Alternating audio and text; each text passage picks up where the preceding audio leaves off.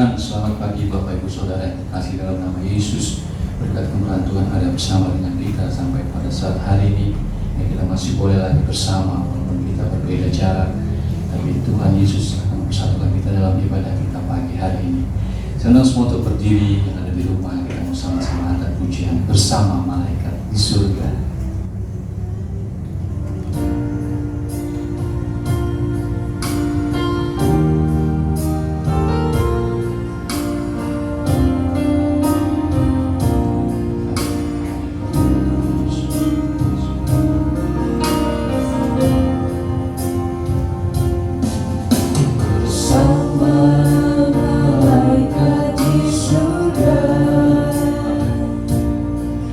Nani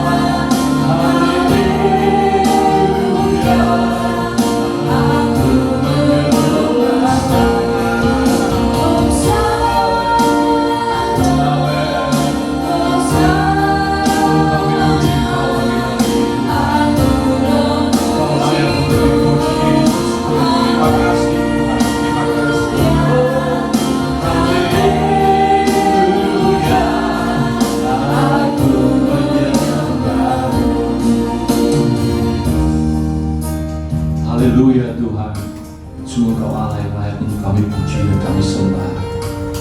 Kami ada Tuhan hari ini karena kasih dan karunia-Mu Tuhan. Wajib kami bersyukur untuk segala sesuatu yang Tuhan sudah berikan buat kami. Pimpin ibadah kami Tuhan pagi hari ini. Allah boleh ada bersama dengan kami Tuhan. Biarlah Tuhan pujian kami boleh menyenangkan hati Allah. Penyembahan kami boleh sampai kepada Tuhan. Terima kasih untuk kemurahan-Mu. Kami memulai ibadah kami. Dalam nama Yesus kami berdoa dan mengucap syukur. Haleluya. Amin. Puji Tuhan, Bapak Ibu Saudara, dikasih dalam nama Yesus. Kita akan angkat satu pujian. Dia sungguh baik.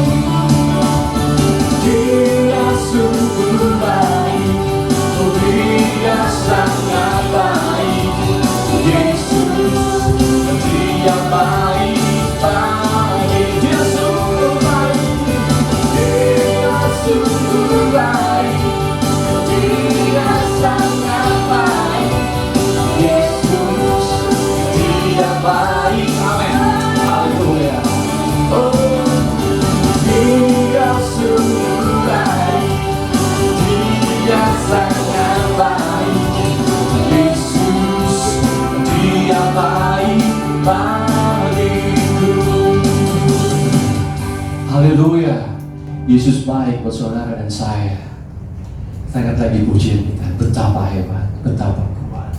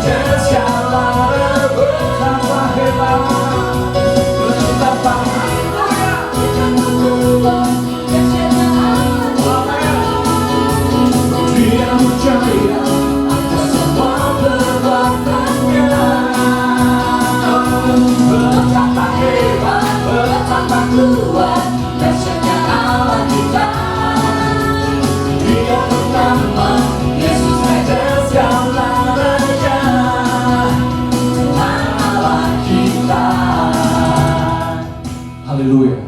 Betapa hebat, betapa kuat, dahsyat kuasa Allah buat kita. Puji Tuhan, kita mau dengar firman Tuhan. Kita mau angkat pujian kita. Engkau alasan selama ku hidup.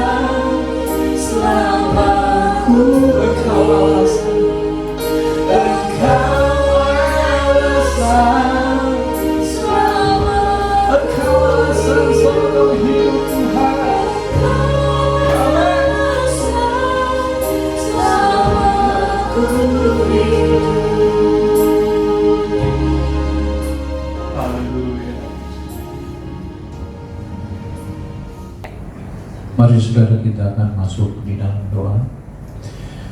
Bapa dalam surga, kami mengucap syukur dan terima kasih buat kemurahan-Mu yang begitu besar di tengah-tengah kehidupan kami.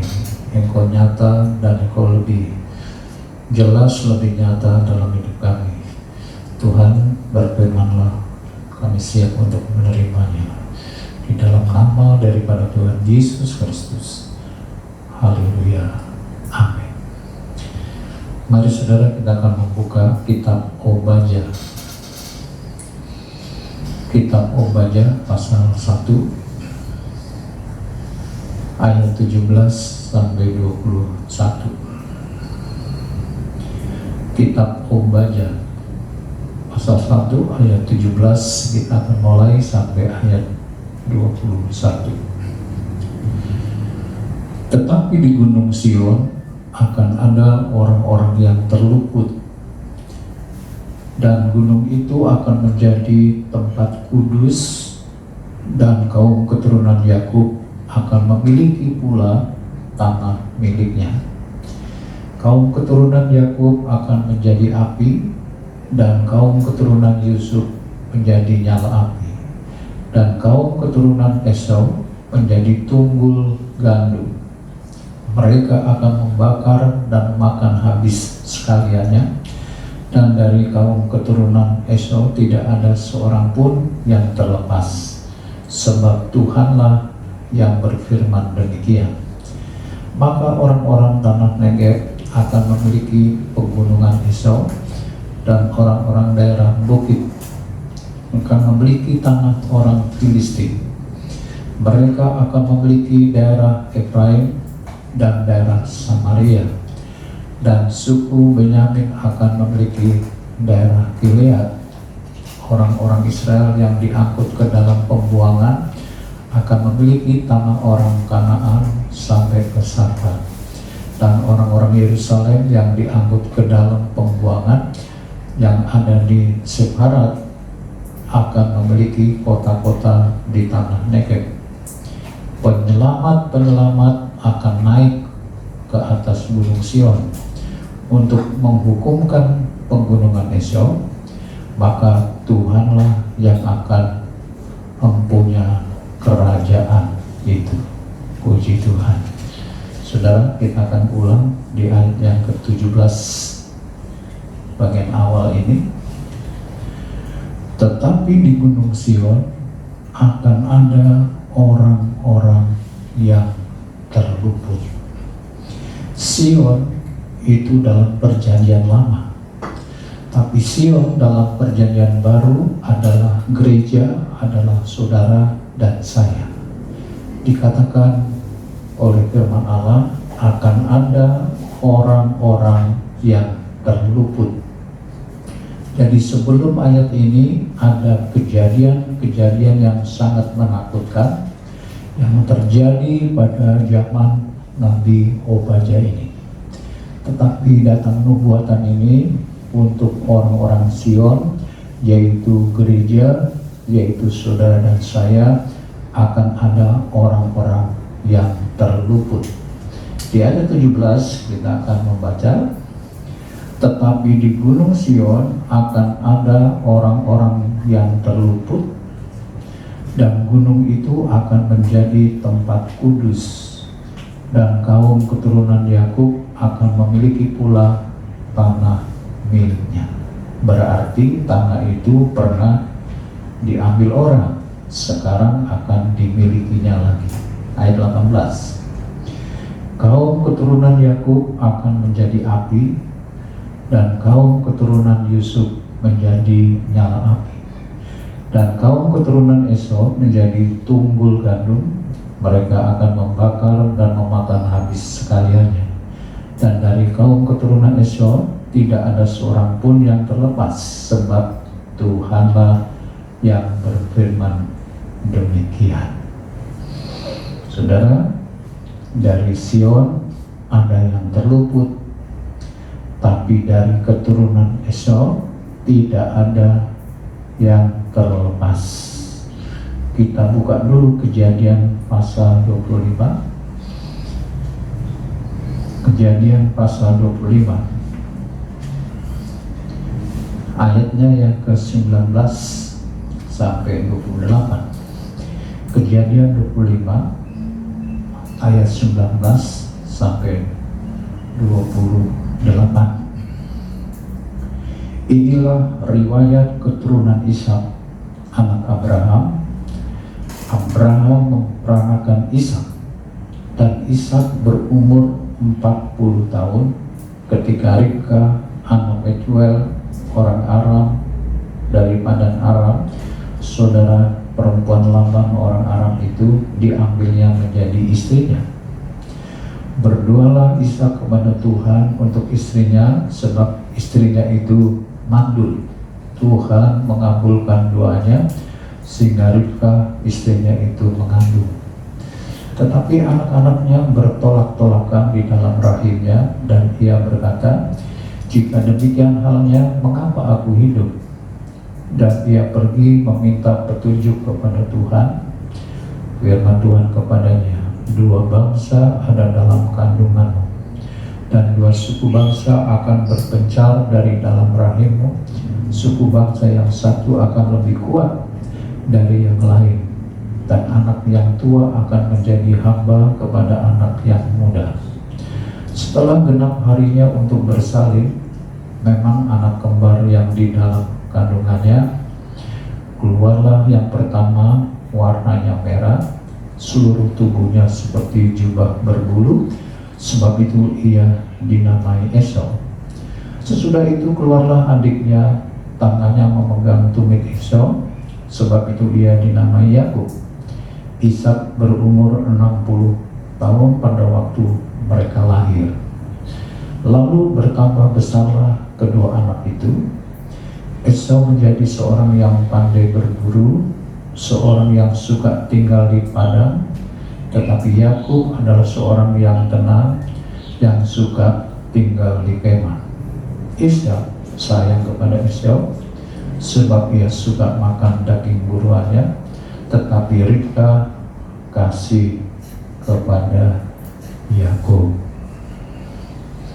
Saudara, dalam kitab Obadya tadi dikatakan Yakub akan menjadi api.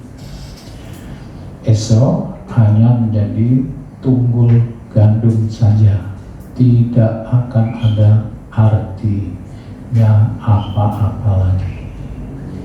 Esau itu kasar, dia seorang pemburu, suka pegang senjata, dia biasa dengan perkara-perkara yang berhubungan dengan kekerasan. Dia orang luar rumah. Esau orang luar rumah, sedangkan Yakub orang suka tinggal di dalam rumah, orangnya halus, suka masak. Dia suka tinggal di dalam rumah bersama ibunya. Kalau kita kembali lagi kepada Obadya pasal 1 ayat 17, Obadya 1 ayat 17, tetapi di Gunung Sion akan ada orang-orang yang terluput. Berarti di seluruh dunia akan ada kesulitan besar, tapi ada janji Tuhan bahwa Sion, yaitu saudara dan saya, akan terluput. Di bagian B dikatakan 17 bagian B, dan gunung itu akan menjadi tempat kudus. Akan ada pemujaan nama Tuhan, akan ada peninggian nama Tuhan, akan ada pemulihan dari Tuhan. 17 bagian akhir dikatakan, dan kaum keturunan Yakub akan memiliki pula tanah miliknya. 18, kaum keturunan Yakub akan menjadi api, dan kaum keturunan Yusuf menjadi nyala api, dan kaum keturunan Esau menjadi tunggul gandum. Mereka akan membakar dan memakan habis sekaliannya, dan dari kaum keturunan Esau tidak ada seorang pun yang terlepas, sebab Tuhanlah yang berfirman demikian. Maka orang-orang tanah Negeb akan memiliki pegunungan Esau, dan orang-orang daerah bukit akan memiliki tanah orang Filistin. Mereka akan memiliki daerah Efraim dan daerah Samaria, dan suku Benyamin akan memiliki daerah Gilead. Orang-orang Israel yang diangkut ke dalam pembuangan akan memiliki tanah orang Kanaan sampai ke Sarfat, dan orang-orang Yerusalem yang diangkat ke dalam pembuangan yang ada di Separat akan memiliki kota-kota di tanah Negeb. Penyelamat akan naik ke atas gunung Sion untuk menghukumkan pegunungan Esau. Maka Tuhanlah yang akan mempunyai kerajaan itu. Saudara, kita akan perhatikan ini, hubungan dengan kita itu bahwa ada keselamatan, tapi di luar Tuhan tidak ada keselamatan, tidak ada kelepasan. Jadi kita sebagai orang percaya bukan berarti tidak ada masalah, tidak ada kesulitan, ada, tapi Tuhan berjanji akan meluputkan dari semuanya itu. Di ayat 21 tadi dengan jelas saya minta perhatian saudara, ayat 21, penyelamat akan naik ke atas gunung Sion untuk menghukumkan pegunungan Esau, maka Tuhanlah yang akan empunya kerajaan itu. Ada penyelamat. Di sini tidak disebut penyelamat itu malaikat, tidak. Tapi penyelamat. Bisa saja saudara sedang dalam kesulitan, tapi Tuhan kirim penyelamat, mungkin berupa orang. Dia saudara seiman, bisa teman, bahkan orang yang saudara tidak kenal. Ada satu cerita, dua remaja, dia sedang main selancar berenang di laut. Tiba-tiba di bawah ombak, dia mau tenggelam, lalu dia melihat ada orang bule, bukan melihat malaikat, tapi orang datang menyelamatkan dia. Setelah itu orang itu menghilang entah kemana. Saudara ingat, itu penyelamat, orang dikirim oleh Tuhan untuk menyelamatkan dia.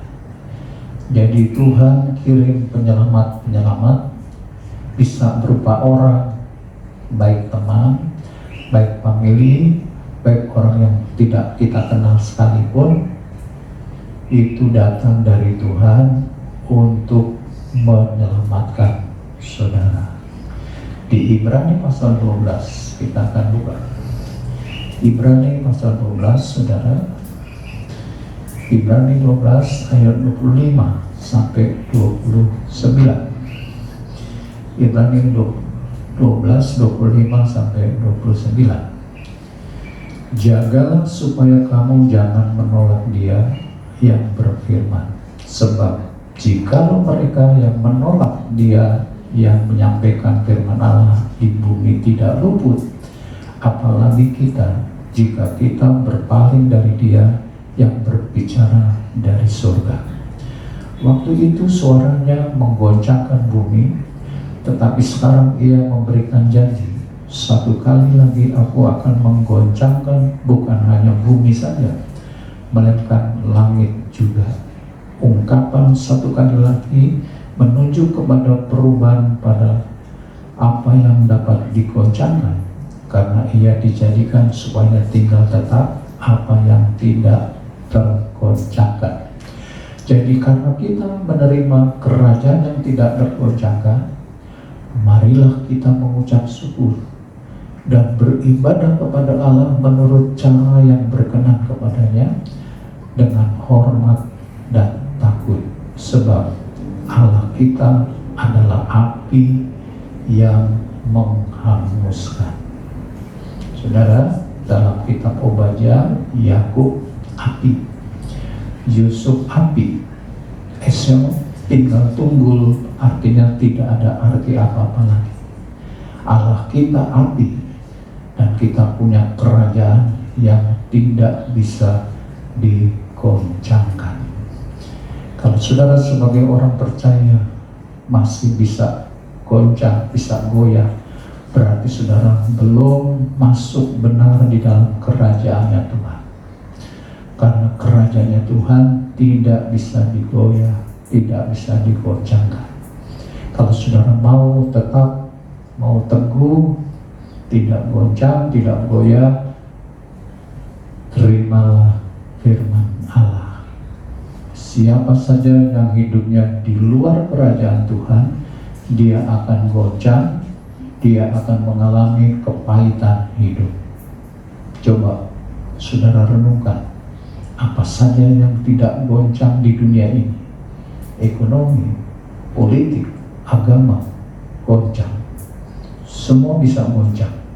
Hanya Tuhan dan kerajaannya tidak bisa goncang.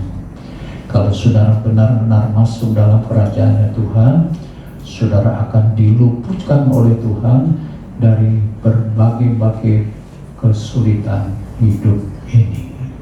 Kalau saudara menerima firman Allah yang tidak tergoncangkan itu, saudara akan diluputkan oleh Tuhan dari berbagai-bagai masalah. Kita hidup di daerahnya Esau, daerah orang yang selalu berhubungan dengan kekerasan.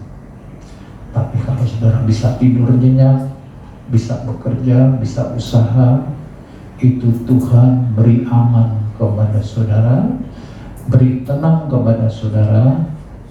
Bukankah ini suatu mujizat dari Tuhan? Saudara itu tidak sendirian. Ada Tuhan Yesus sebagai juru selamat yang menyelamatkan, yang meluputkan saudara dari berbagai-bagai persoalan. Dia berpihak kepada kita. Dalam Roma pasal 8, Roma pasal 8, kita buka saudara. Roma pasal 8 ayat 31 sampai 39. Roma 8, 31 sampai 39. Sebab itu apakah yang akan kita katakan tentang semuanya itu? Jika Allah di pihak kita, siapakah yang akan melawan kita? Ia yang tidak menyayangkan anaknya sendiri, tetapi yang menyerahkannya bagi kita semua. Bagaimanakah mungkin Ia tidak mengaruniakan segala sesuatu kepada kita bersama-sama dengan Dia? Siapakah yang akan menggugat orang-orang pilihan Allah? Allah yang membenarkan mereka. Siapakah yang akan menghukum mereka? Kristus Yesus yang telah mati, bahkan lebih lagi yang telah bangkit, yang juga duduk di sebelah kanan Allah, yang malah menjadi pembela bagi kita. Siapakah yang akan memisahkan kita dari kasih Kristus? Penindasan, atau kesesakan, atau penganiayaan, atau kelaparan, atau ketelanjangan, atau bahaya, atau pedang? Seperti ada tertulis, oleh karena engkau kami ada dalam bahaya maut sepanjang hari, kami telah dianggap sebagai domba-domba sembelihan. Tetapi dalam semuanya itu kita lebih daripada orang-orang yang menang oleh Dia yang telah mengasihi kita. Sebab aku yakin bahwa baik maut maupun hidup, baik malaikat-malaikat maupun pemerintah-pemerintah, baik yang ada sekarang maupun yang akan datang, atau kuasa-kuasa, baik yang di atas maupun yang di bawah, ataupun sesuatu makhluk lain, tidak akan dapat memisahkan kita dari kasih Allah yang ada dalam Kristus Yesus Tuhan kita. Saudara, Allah di pihak saudara, tidak ada satupun yang dapat memisahkan saudara dari Tuhan hanya karena persoalan kecil atau besar. Terimalah firman Allah, artinya saudara masuk ke dalam kerajaannya, saudara pasti tidak akan goyah, tidak akan goncang menghadapi kesulitan-kesulitan. Saudara akan terluput dari berbagai-bagai kesulitan karena Tuhan menyelamatkan saudara, Tuhan meluputkan saudara. Puji Tuhan. Tuhan memberkati saudara. Kita akan berdoa kepada Tuhan supaya semua ini yang kita dengar pagi hari ini saudara terima dengan sepenuh hati, dengan sepenuh iman saudara. Dan puji Tuhan, saudara bagian orang yang diluputkan, diselamatkan dari berbagai-bagai kesulitan yang sedang terjadi. Saudara ingat, kita punya kerajaan, punya Tuhan yang tidak tergoyahkan, tidak tergoncangkan. Mari saudara, pagi hari ini kita berdoa, saudara-saudara tetap terus setia kepada Tuhan, mengiring kepada Tuhan, mengasihi Dia, tambah hari, tambah mengasihi, tambah beriman kepada Tuhan. Sebelum berdoa kita akan pujian dulu. Ku tak dapat hidup tanpa Dia.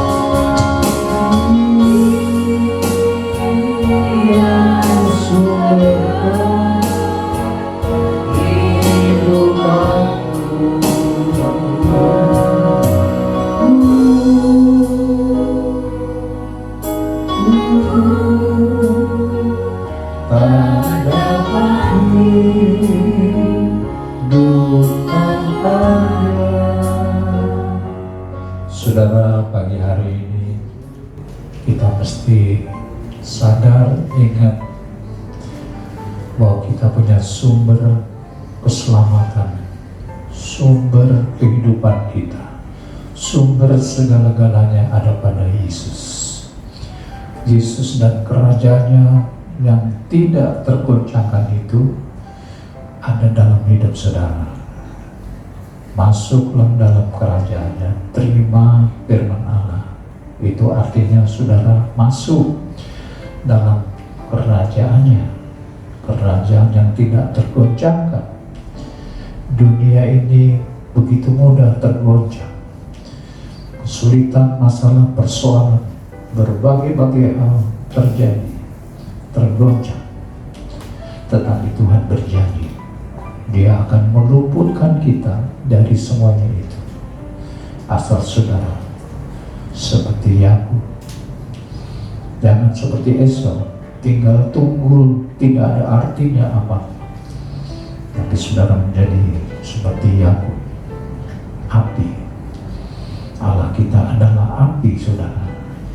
Mari pagi hari ini kita lebih sungguh-sungguh lagi dengan Tuhan. Tanpa Tuhan sebagai sumber, kita tidak bisa hidup.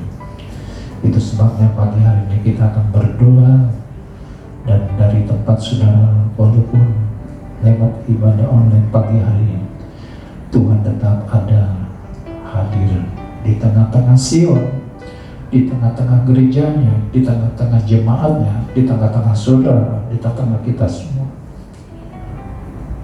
Haleluya. Haleluya. Adakah saudara pagi hari ini sedang mengalami berbagai persoalan kesulitan? Mari kita akan berdoa. Cukup tumpangkan tangan kanan di dada saudara masing-masing. Kita akan berdoa kepada Tuhan, karena Tuhan berjanji akan meluputkan semua itu dari dalam hidup saudara, sebab Dia adalah penyelamat saudara. Bapa dalam surga, kami mengucap syukur dan terima kasih. Engkau selalu hadir di tengah-tengah apapun keadaan dunia ini. Engkaulah yang berjanji, yang selalu menepati janji-janji-Mu Tuhan. Ada saudara-saudara kami yang sedang mengalami kesulitan, masalah, persoalan kecil ataupun besar. Lewat firman-Mu bahwa Engkau akan meluputkan mereka. Engkau akan mengirim penyelamat untuk menyelamatkan semuanya itu. Kirimlah penyelamat itu Tuhan, sesuai dengan janji firman. Taruhkan mereka semua di dalam kerajaan-Mu ya Tuhan, yang tidak tergoncangkan itu. Dunia begitu mudah tergoncang, dunia begitu mudah goyah, tetapi kerajaan-Mu tidak akan pernah tergoncangkan. Biar umat-Mu pagi hari ini ada di dalam kerajaan, ada di dalam situasi, kondisi, di dalam kerajaan Allah, dan Engkaulah pusat sumber hidup kami. Memberkati mereka, jawablah doa kami, doa mereka, apa yang mereka inginkan daripada-Mu. Bila itu baik untuk mereka, kabulkanlah doa itu ya Tuhan, agar nama-Mu dipuja, nama-Mu ditinggikan, dimuliakan. Terima kasih Tuhan Yesus, terima kasih. Haleluya, terima kasih Tuhan Yesus. Sungguh kehadiran-Mu nyata, jelas dalam kehidupan kami di tengah-tengah dunia yang penuh dengan kesulitan ini. Kuasa-Mu bekerja lebih lagi ya Tuhan di tengah-tengah kehidupan umat-Mu pagi hari. Terima kasih Tuhan Yesus, terima kasih. Kami tetap merindukan untuk kami berkumpulnya kembali di dalam rumah Tuhan. Engkau sendiri yang mengatakan itu, menjadikan rumah Tuhan untuk pemujaan, meninggikan, memuliakan nama-Mu. Kami mau bersama-sama kembali ya Tuhan Yesus. Mari Tuhan buka jalan atas semuanya ya Tuhan. Terlebih Tuhan, kami juga berdoa untuk hari Natal, tutup tahun dan tahun baru. Mari sediakan tempat bagi kami, untuk kami dapat Tuhan mengadakan ibadah bersama-sama. Berkumpulnya umat-umat-Mu, sidang jemaat-Mu sebagai Sion yang dimana Engkau hadir di tengah-tengahnya. Terima kasih Tuhan Yesus, terima kasih. Berkati seluruh sidang jemaat Tuhan yang ada di Depkes 1, kebutuhan rohani sampai kepada jasmani. Terima kasih Tuhan, terima kasih. Kami juga berdoa untuk seluruh gereja-gereja Tuhan di pelosok-pelosok, di desa-desa, di kota-kota, hamba-hamba Tuhan, jemaat Tuhan, berkati mereka semuanya.